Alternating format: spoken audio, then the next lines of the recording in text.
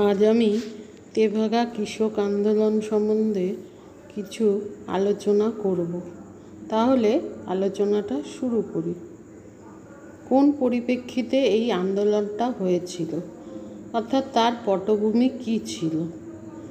সেটা হলো 1946 সালে বঙ্গীয় প্রাদেশিক কৃষক সভা ফ্লাউট কমিশনের সুপারিশ কার্যকর করার জন্য আন্দোলন শুরু করে। ফ্লাউট কমিশন উৎপন্ন শস্যের 2/3 ভাগ চাষিকে প্রদান করার সুপারিশ করেছিল। কৃষক সভার জোরদারদের জমিতে কর্মরত ভাগ চাষি ও বর্গাদারকে উৎপন্ন শস্যের 2/3 প্রদানের দাবিতে আন্দোলন শুরু করে। এই আন্দোলন তেভাগা আন্দোলন নামে পরিচিত। 1946 সালে নভেম্বর মাসে ফসল কাটার সময় দিনাজপুর, জলপাইগুড়ি, ময়মনসিংহ, রংপুর, মালদা, 24 পরগনা, খুলনা, হাওড়া, মেদিনীপুর সহ বাংলার 25টি জেলাতেই এই আন্দোলন তীব্র আকার ধারণ করে। প্রায় 60 লক্ষ কৃষক এই আন্দোলনে অংশগ্রহণ করেন। পুলিশ বাহিনী পাঠিয়ে এই আন্দোলনকে ধ্বংস করার চেষ্টা করা হলে কৃষকরা সমবেতভাবে সেই আক্রমণ প্রতিহত করতে থাকে। 1947 সালের 19শে মার্চ তেভাগা আন্দোলনের বর্ণনা প্রসঙ্গে কলকাতা স্টেটসম্যান পত্রিকার বিশেষ সংবাদদাতা লিখেছিলেন, বিগত শতাব্দীর পর শতাব্দী ধরে সে অর্থাৎ কৃষক ছিল নিশ্চুপ। আজ এক স্লোগানের আওয়াজে সে হয়েছে মুখর। সাথীদের সঙ্গে নিয়ে তারা মাঠ ভেঙে চলে। সবার কাঁধের উপর রাইফেলের মতো করে ধরা লাঠি, মিছিলের সামনে তাদের লাল ঝান্ডা দেখে অনুপ্রেরণা জাগে। গ্রামের নিঝুম ঝোপঝাড়ের পাশে নিজেদের মুষ্টিবদ্ধ হাত কপালের কাছে তুলে তারা যখন সহযোগী সাথীদের ইনকিলাব কমরেড বলে সম্বোধন করে, তা শুনে বুকের ভিতরটা যেন গুরুগুরু করে। হিংসার ঘোর বিরোধী তারা, তবে প্রয়োজন হলে ওই লাঠি তারা ব্যবহার করবেন না তাও নয়। এই আন্দোলনের নেতৃবৃন্দ। তেভাগা আন্দোলনের নেতৃত্ব দানকারী ব্যক্তিরা হলেন ইলা মিত্র, কাঁসুরি হালদার, মণি সিং, বিষ্ণু চট্টোপাধ্যায়, এম.এ. রসুল, মণি গুহ, চারু মজুমদার, অবনী লাহিড়ী প্রমুখ। এই আন্দোলনের প্রকৃতি কী ছিল?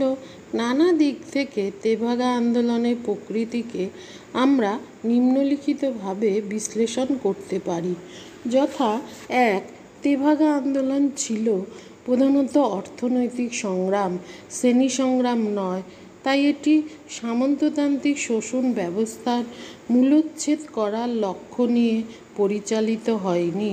2. প্রকৃতিগতভাবে এই আন্দোলন কৃষি বিপ্লবের লক্ষ্যে পরিচালিত না হওয়ায় এই সংগ্রামকে সমর্থন করার বা নেতৃত্ব দেওয়ার জন্য শ্রমিক শ্রেণী এগিয়ে আসেনি। অথচ যে কোনো কৃষি বিপ্লবে শ্রমিক শ্রেণীর নেতৃত্ব একান্তভাবেই প্রয়োজন। ফলে এই আন্দোলন সঠিক পথে এবং সঠিকভাবে পরিচালিত হতে পারেনি। 3. এই আন্দোলন সংকীর্ণতাবাদী বা হঠকারী নীতির দ্বারা পরিচালিত হয়েছিল, কারণ জোরদার জমিদারদের সঙ্গে ধনী কৃষককেও আন্দোলনকারীরা শত্রু বলে মনে করতেন। ফলে শেষ পর্যন্ত ধনী কৃষকরা তো বটেই, এমনকি মাঝারি কৃষকরা পর্যন্ত এই আন্দোলন থেকে সরে দাঁড়ায়। স্বভাবতই আন্দোলন ব্যাপকতা লাভ করতে পারেনি। 4. কৃষক সভা অনেক রাজনৈতিক স্লোগান দিলেও তেভাগা আন্দোলনকে সাম্রাজ্যবাদ বিরোধী সংগ্রামের সঙ্গে যুক্ত করার আদৌ চেষ্টা করেনি। ফলে তা দীর্ঘস্থায়ী রাজনৈতিক সংগ্রামের রূপ পরিগ্রহ করতে ব্যর্থ হয়েছিল। 5. তেভাগা আন্দোলন জাতপাত ও সংকীর্ণতার বেড়াজালে আবদ্ধ হয়ে পড়েনি। উদাহরণ হিসাবে বলা যায়, যেখানে ওই আন্দোলন হয়েছে সেখানে একটিও সাম্প্রদায়িক দাঙ্গা হাঙ্গামার ঘটনা ঘটেনি। তেভাগা আন্দোলনের প্রভাব। এই আন্দোলনের প্রভাবে ল্যান্ড সিলিং আইন প্রণীত হয়। বৃহৎ জমির মালিকদের বেনামি জমি রাষ্ট্র অধিগ্রহণ করে। এই অতিরিক্ত জমি কৃষকরা যাতে পায় সেই জন্য গুরুত্বপূর্ণ ভূমিকা পালন করেছিলেন হরেকৃষ্ণ কোনার। সরকার কর্তৃক অধিগৃহীত মোট চাষযোগ্য জমির পরিমাণ ছিল প্রায় 1 মিলিয়ন একর। কৃষক নেতা বিনয় চৌধুরীর নেতৃত্বে প্রায় 2.4 মিলিয়ন দরিদ্র চাষি এবং ভূমিহীন মানুষের মধ্যে এই অতিরিক্ত জমি বণ্টন করা হয়েছিল। এই আন্দোলনের ব্যর্থতার কারণগুলো কী ছিল তা বললে বলা যায়, 1946 সালে বঙ্গীয় প্রাদেশিক কৃষক সভা যে তেভাগা আন্দোলন শুরু করেছিল, বিভিন্ন কারণে তা ব্যর্থ হয়ে যায়। এগুলোর মধ্যে বিশেষ বিশেষ কারণগুলি হলো, প্রথমত সংগ্রামী ভাগ চাষি এবং ক্ষেত মজুরদের এই রাজনৈতিক শিক্ষা দেয়া হয়নি যে গ্রাম অঞ্চল থেকে সামন্ততান্ত্রিক শোষণের মূলোৎপাটন করেই কেবল কৃষক শ্রেণীর পূর্ণ মুক্তি সম্ভব। এই রাজনৈতিক শিক্ষার অভাববোধই এই আন্দোলনের ব্যর্থতার অন্যতম প্রধান কারণ বলে বিবেচিত হয়। দ্বিতীয়ত, কৃষকদের এই আন্দোলনকে সমর্থন করার বা নেতৃত্ব দেওয়ার জন্য শ্রমিক শ্রেণী এগিয়ে আসেনি। ফলে সাংগঠনিক এবং অন্যান্য ত্রুটি বিচ্যুতি অনিবার্যভাবে দেখা দেয়ায় আন্দোলন ব্যর্থ হয়ে পড়ে। তৃতীয়ত, ধনাগারে কুপার প্রমুখরা মধ্যবিত্ত শ্রেণীর বিরূপতাকে তেভাগা আন্দোলনের ব্যর্থতার অন্যতম কারণ বলে চিহ্নিত করেছেন। চতুর্থত, আবদুল্লাহ রসুলের মতে এই আন্দোলনের নেতৃত্বের মধ্যে কৃষকদের শ্রেণীস্বার্থ সম্বন্ধে সংস্কারবাদী ধারণার আধিক্য এবং আন্দোলন পরিচালনার ব্যাপারে উপযুক্ত সাংগঠনিক প্রস্তুতি ও ব্যবস্থার অভাবের জন্যই তা ব্যর্থ হয়ে গিয়েছিল। পঞ্চমত, বদরুদ্দিন উমর বলেছেন যে কৃষক সভা অনেক রাজনৈতিক স্লোগান দিলেও তেভাগা আন্দোলনকে সাম্রাজ্যবাদ বিরোধী সংগ্রামের সঙ্গে যুক্ত করার আদৌ কোনো চেষ্টা করেনি।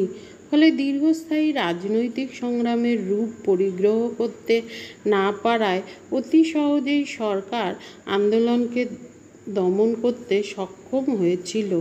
ষষ্ঠত, যে কমিউনিস্ট পার্টির গণসংগঠন হিসাবে কৃষক সভা ওই আন্দোলন পরিচালনা করেছিল, তা ওই সময় সেই কমিউনিস্ট পার্টিরই নিজস্ব কোনো কর্মসূচি ছিল না। ফলে সঠিক রণনীতি ও রণকৌশলের অভাবে এই আন্দোলন ব্যর্থ হয়ে গিয়েছিল। তাছাড়া বাংলার মুসলিম লীগ সরকার সীমাহীন দমনপীড়নের মাধ্যমে তেভাগা আন্দোলনকে ব্যর্থ করে দিয়েছিল। প্রাদেশিক কৃষক সভার রিপোর্ট অনুযায়ী তেভাগা ও অন্যান্য দাবিতে কৃষক আন্দোলনে অংশগ্রহণের অপরাধে কেবল 24 পরগনা, রংপুর, দিনাজপুর, মেদিনীপুর ও ময়মনসিংহ জেলায় 3119 জনকে গ্রেপ্তার করা হয়েছিল। প্রায় 70 জন কৃষক পুলিশ ও যোদ্ধাদের গুলিতে প্রাণ হারিয়েছিল। 1000 কৃষকের বিরুদ্ধে মামলা দায়ের করা হয়েছিল। এমনকি কৃষক রমণীরাও পাশবিক অত্যাচারের হাত থেকে রেহাই পায়নি। 1947 সালের 12 মার্চ বঙ্গীয় আইনসভায় জ্যোতি বসু দৃঢ়তার সঙ্গে ঘোষণা করেছিলেন যে কৃষকদের আত্মবলিদান কখনোই ব্যর্থ হবে না।